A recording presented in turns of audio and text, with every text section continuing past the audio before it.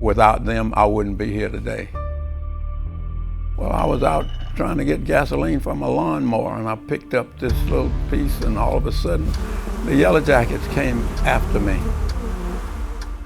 I started beating them away, and I said to myself, I need to go in the house to take care of these wounds before I could take another step.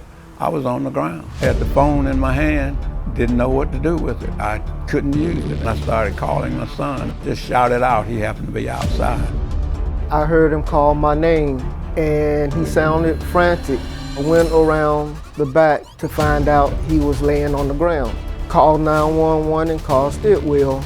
Typically, people would call 911, but my neighbors know me. Hearing the sense of urgency in his voice, I immediately called over to Station 5 and I got Captain Oliver. He told me that his neighbor was in distress, he was down. We immediately loaded up the engine and went over to the house. We went around back and we saw Mr. Killian laid in the middle of the backyard and bees were swarming around him. I gave the order for the guys to run in there, grab him as fast as they could so they didn't get stung, and pull him to the front yard as fast as possible. Mr. Killian was extremely sick. He was pretty close to death at that point in time.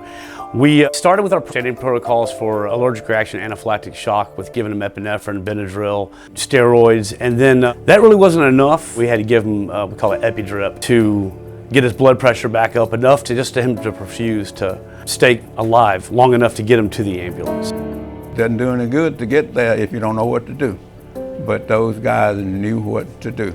And I'd just like to say to them, thank you. Thank you for taking a job that many people don't want. Thank you for being on duty that day. It was a team effort, honestly. My crew they're aces. They're spectacular what they do.